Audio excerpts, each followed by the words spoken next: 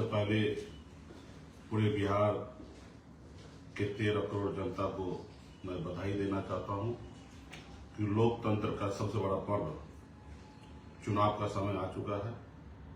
हमारे पार्टी के सभी पदाधिकारी, कार्यकर्ता, गठबंधन के साथी सभी को बहुत बहुत बधाई, शुभकामनाएं, क्योंकि आप सब जान रहे हैं कि पिछले 3.5 साल से जो समय का इंतजार था वो समय आ चुकी है और मजबूती से जो आपके विचार है, आपको जो संघर्ष है, आपका जो सपना है, उसके लिए हम सब पिछले कई वर्षों से लगातार संघर्ष कर रहे हैं। वो समय आ गया है कि उसको साकार करने का। तो हमारे जितने भी पार्टी के साथी हैं सबको से आग्रह है कि आप जान रहे हैं कि राज्य में आचार संहिता लागू हो चुकी है और यहाँ पे कुछ ही दिनों में सरकार बदलना है, महागठबंधन की सरकार बनाना है। सरकार बनाओ, अधिकार पाओ।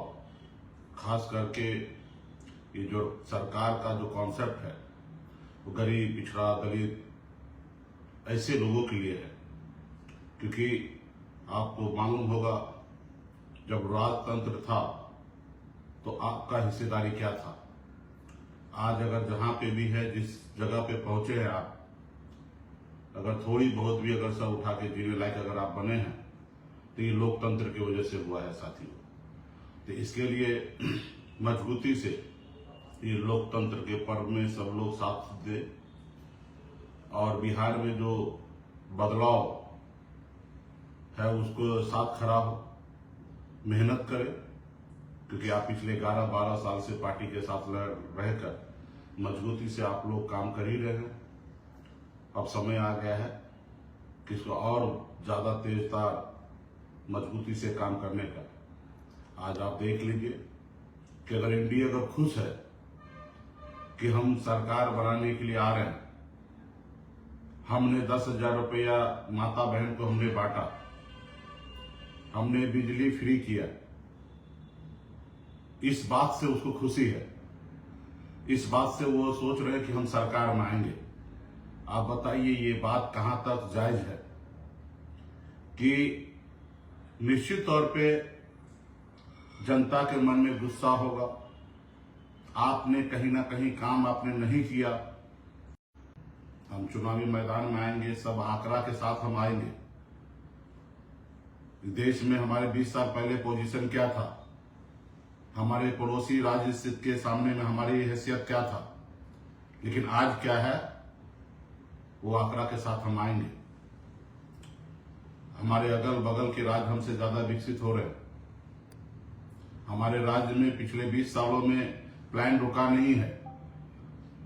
हमारे राज्य में अभी भी युवा अपने घर परिवार को छोड़कर दूसरे राज्य में जाना पड़ रहा है, भटकना पड़ रहा है, मात्र 12,000 15,000 की सैलरी के लिए। हर जगह उनको अपमान का सहना पड़ता है, क्योंकि मैं भी ये झेल चुका हूं। मैं भी अपने घर से बाहर दूसरे प्रदेश में जाके मैंने ये देखा कि क्या अपने घर को छोड़कर दूसरे राज्य में, दूसरे प्रदेश में रहने का कितना दुख होता है। तो इसलिए साथियों, अगर आप चाहते हैं कि आपके आने वाला जनरेशन, आपके आने वाला पीढ़ी को आपके अपने राज्य में उसको रोजगार मिले, काम मिले, तो आपको परिवर्तन लाना पड़ेगा। बाबा साहब भीमराव अंबेडकर महान थे। उन्होंने संविधान में नेता के लिए सिर्फ 5 साल का समय रखा गया। ब्यूरोक्रेट के जैसा नेता का भी 60 साल तक रखते, लेकिन उन्होंने ऐसा नहीं किया। उन्होंने यही सोच के रखा सिर्फ 5 साल, क्योंकि नेता का काम है जनता की उम्मीद पे खरा उतरना, जो घोषणा करे, जो वादा करे वो पूरा करे। अगर नहीं करेंगे तो जनता जो है वो मालिक है, क्योंकि आपके पास वोट का अधिकार दिया और आप मालिक होकर निर्णय लेंगे कि ये 5 साल में अच्छे काम किए या नहीं, उनको उतार देना होता है।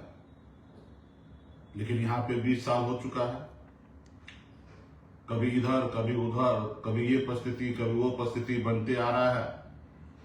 अब मुख्यमंत्री अपने कुर्सी पे कायम है।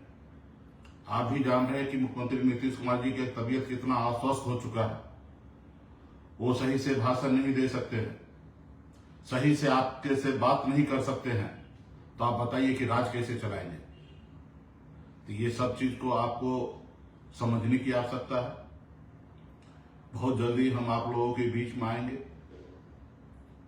और हम पार्टी के सभी नेतागण को से आग्रह करेंगे कि आप लोग जहां हैं मजबूती से काम कीजिए।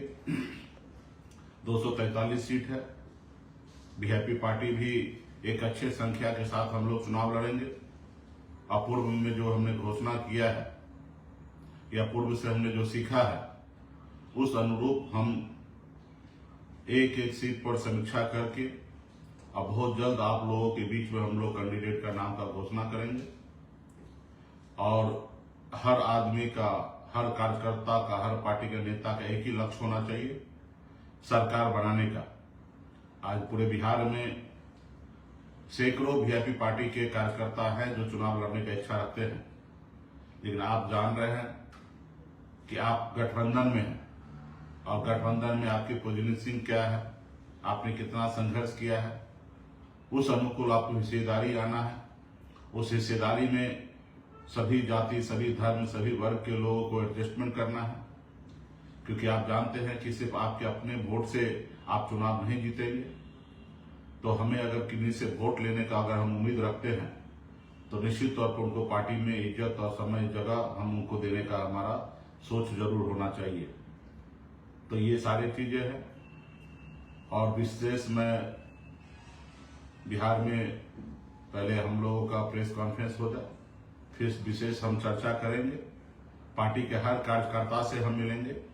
आप जान रहे हैं कि थोड़ा सा समय रात को भी 2 बजे तक हम लोगों का बैठक हुआ, फिर अभी फिर से बैठक है, बहुत सारा काम है, एक एक सीट पर समीक्षा हम लोग कर रहे हैं। और बहुत जल्दी कल से पार्टी के जितने भी वरिष्ठ नेतागण हैं सभी से हम लोग 1 to 1 मिलेंगे। हम आपको टिकट देंगे तो भी मिलेंगे और टिकट नहीं देंगे तो भी आपसे मिलेंगे, क्योंकि ये लड़ाई, ये जंग जो है आपके बगैर जीता नहीं जा सकता है। तो आपको पूरा संतुष्ट करके और आपके साथ कंधे से कंधे मिला के हमें काम करना है। जो साथी पटना में आए हैं, आप रहिए पटना में। ऐसे तो आपको अपने क्षेत्र में रहना चाहिए था, लेकिन हम आपकी तकलीफ को समझ सकते हैं कि जहां जहां आप घूमते हैं वहां से जनता की एक ही आवाज होता है कि पटना से टिकट लेके आइए। इस उद्देश्य से आप यहाँ पे हैं, आप पटना में हैं, रुकिए और समय जैसे जैसे हमारे पास होगा उसी से आप लोगों से हम मिलेंगे। हमको सब जानकारी है कौन लोग कहाँ हैं। आज पटना में हमारी पार्टी के जितने भी वरिष्ठ नेता है, ब्रह्मदेव चौधरी जी है, बैजनाथ साहनी जी है, चंदन साहनी जी है, संतोष जी है, हरिओम है, बाल गोविंद जी हैं, प्रदुमन जी हैं, तमाम पार्टी के जो जोन प्रभारी है वो सब लोग पटना में आए हैं। तब तक आप उनसे भेंट मुलाकात कीजिए और हम भी समय निकाल के आप लोगों से मुलाकात करेंगे। अब विशेष चर्चा बहुत जल्दी आप लोगों से करेंगे। बहुत बहुत धन्यवाद।